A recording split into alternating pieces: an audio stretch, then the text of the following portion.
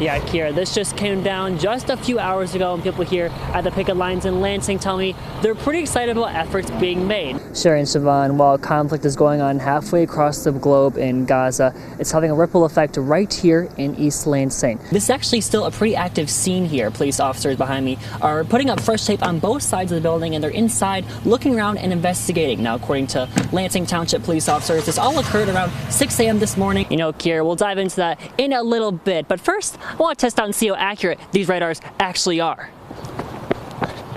Look at that. I'm at 10 miles an hour right there. Now, these are actually part of City of Lansing's Operation Slowdown. The search took several months, all while the university was dealing with problems of its own, which is why the incoming president says transparency is at the top of his priority list. This is the first unit right here. Take a look at this. There's some charred debris here. I spoke with the owners and people who live here who say that this place was filled with joy, love, and laughter. Now, this fire actually spread throughout the complex down here. It's been a little over 1 month since a renewed push in a cold case in Shiawassee County that dates back to 1992. And officials say they're making great progress. Yeah, good morning, Nate. I'm actually trying to enjoy and soak up the last little bit of summer that we have here. I know that people today are trying to do the same thing as they're traveling throughout the state, but officials say there's some tips that they should keep in mind. Take a look. And that all typically ends up right here, where officials say they roughly sort through 6 to 8 million pounds of material a year.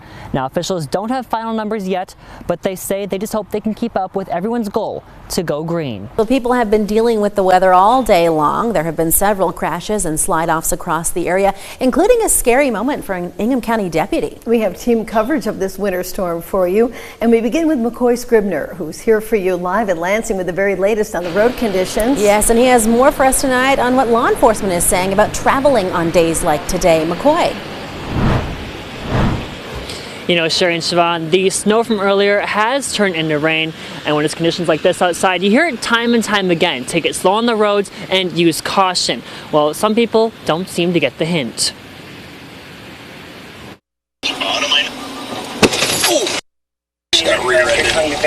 As snow and rain covered mid-Michigan, some people still headed out. I have some errands to run today, but I'm going to be really careful on the roads. And many were tied up in traffic. Between 9 and noon, we took about 10 accidents in the out county.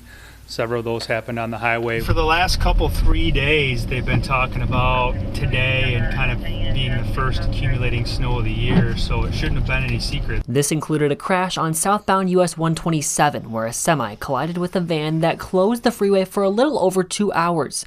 But that's not all. We actually had a patrol car get rear-ended responding to a crash. Both deputies are okay, but our car's a little bit dinged up. Sheriff Wigglesworth says while he's thankful nobody was hurt, this could have been prevented. So it'll take time out of the mechanic's day to run it over to the body shop, and then the car will be down for some time until it can be driven again, and then it'll have to get fixed. And I'm assuming the same will be said for the car that hit us. And there's 9 other accidents that we responded to where nobody was significantly injured, but yet it's going to take time and money out of people's day. Which is why he's reminding drivers to be cautious and slow down on the roads. You know, most of these accidents are preventable if people would just simply slow down when it's slippery out, and all too often we just see people are unwilling to do that. And if you need to go out, take it slow and always watch out for other drivers. Just be careful. There are going to be some slippery spots, mostly from slush, I think, so be careful out there. Now, Sheriff Wigglesworth also tells me if you do find yourself sliding, you want to take your foot off the gas and steer where you want to go. Here for you live in Lansing, McKoy Scribner, 6 News.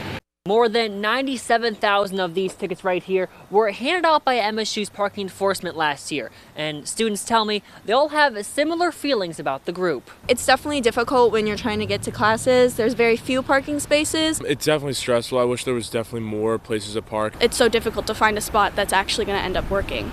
Michigan winters, the time when people trade in their walking shoes for car keys. I have classes that are like a 45-minute walk, which I would prefer not to do that. But with that often comes the dreaded parking ticket. I've only gotten one this year. Whether it's one or several, MSU's Department of Police and Public Safety say they've handed out close to 100,000 in 2023, and for a handful of reasons too. So that can include a number of things, people potentially parking in different metered locations or permitted spots. When it comes to how much money was made off the tickets, it was approximately $1.3 million from July of 2022 to June of 2023. And we're told that all the funding goes right back into parking infrastructure. So that can be parking related things such as signage, road repairs, if different areas need to be repaved. Students say they eventually hope to see it used where students, staff, and visitors could all benefit. Where do you think all that money should be going?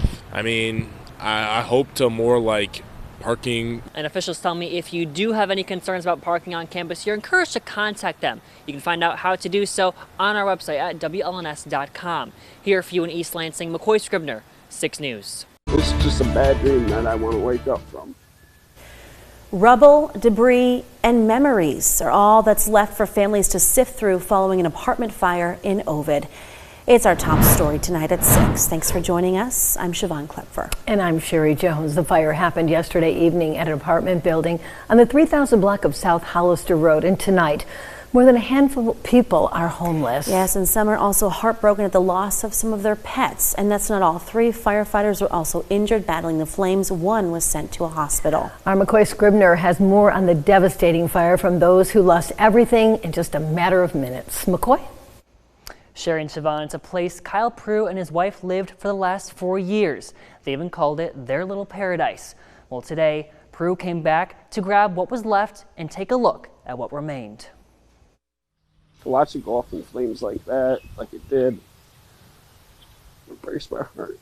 The LC Area Fire Department says their crews were sent out around 6:30 p.m. and witnesses say the response was almost immediate from across the area. We just stood there and watched it. And first there was like 2 or 3 fire engines. It ended up between ambulances, the rescue trucks, the fire engines.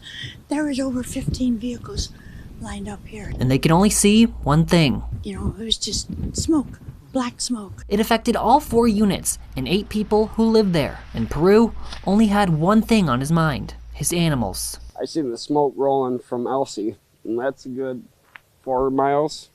And I seen the smoke and I knew it was too close to where my house was, and I followed the fire trucks. Pulled into my yard. Can't go in there.